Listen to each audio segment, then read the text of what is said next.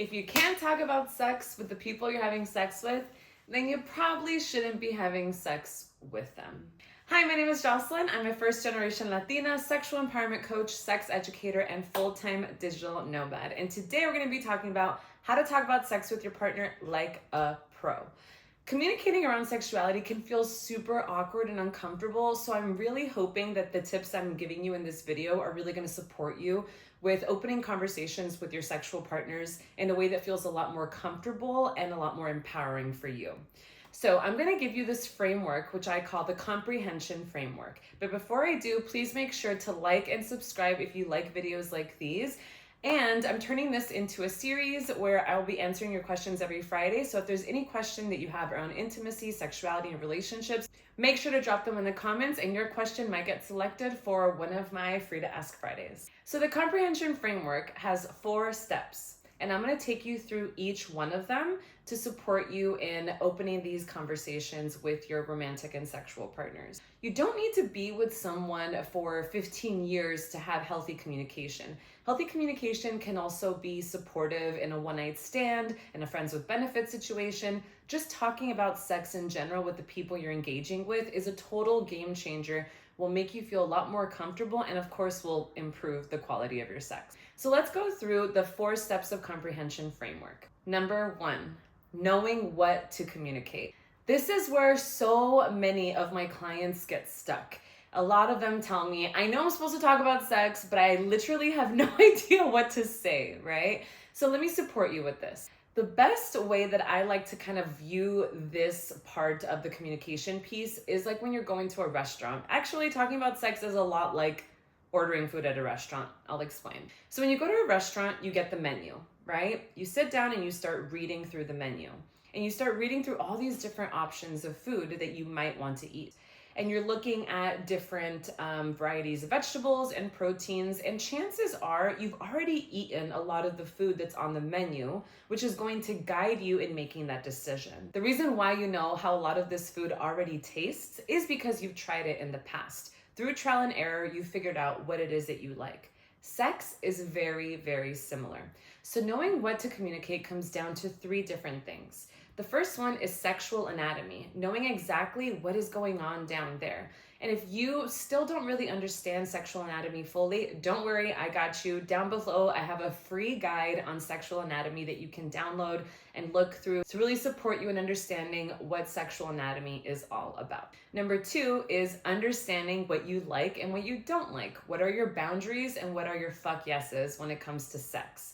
This takes time, this takes intention and attention. You can go through a sexual exploration journey with your partners, just making little mental notes of the things that they're doing, the sensations that you're experiencing, what feels amazing, and maybe what doesn't feel so great.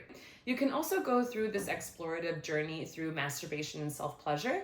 So getting a vibrator or just using your hands, maybe even a penis sleeve, to try to understand what sensations really feel great and which ones don't.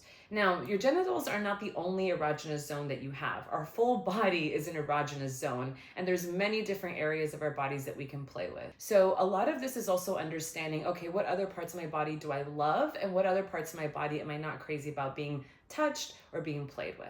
And the third part about knowing what to communicate is all about what is going on in here. It's building the courage to speak up and actually say it, putting it into words and understanding what it is that you want to say. I recommend that you write it down on a piece of paper, exactly what you like, what you don't like, where you like to be touched, where you don't like to be touched, what feels good, what doesn't feel good, so that you can actually find the words. So many of us don't know what the words are, so writing them down before communicating this can be incredibly supportive and helpful. The second part of this comprehension model is communicating what it is that you've written down, or communicating your desires, communicating your boundaries, and just communicating. Put them into words, understanding what words to say so that you can convey your message across. When you're engaging in this type of conversation with your partners, you definitely want to use I statements. You want to stay away from things like, you don't do this, or you do this too much. I have been guilty of communicating that way as well, and let me tell you, it never goes well. You don't want to hurt your partner's feelings. You don't want to feel terrible about yourself in the process.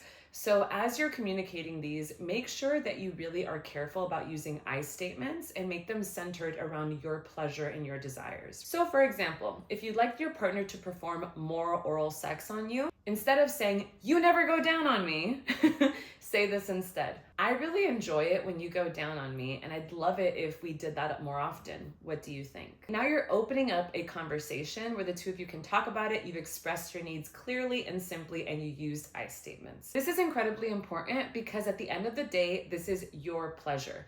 Your partner is not responsible for giving you an orgasm or making sure that you're experiencing pleasure during sex. You are responsible for that. That is 100% your responsibility, and the best way that you can ensure that you receive the ultimate pleasure during sexual engagement is through communicating it properly with your partner. Going back to the restaurant analogy, same thing. You look through the menu, you've already explored the options, you understand what you like and what you don't like. The waiter comes and you communicate effectively.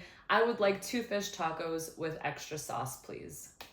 Done. The third step in the comprehension model is active listening. So this is where you're actually engaging in a conversation and dialogue with your partners. So you've expressed your desires, you've told them, "This is what I like, this is what I don't like, I really enjoy this, I'm not really crazy about that, these are my boundaries, these are my fuck yeses." Now you give your partner the mic and allow for them to express this to you. Active listening when it comes to something like sexuality can be really challenging because a lot of us take what our partners tell us personal. Also, the communication piece can be challenging because we are scared to hurt our partner's feelings. But I want to reassure you that this is a beautiful process because it supports you in understanding that your partner's yeses and nos have nothing to do with you and have everything to do with them. Just like your yeses and nos have nothing to do with your partner and have everything to do with you. Everyone has agency over their bodies. So really practice not taking it personal. Understand that it's their body and everyone's body is different. So active listening involves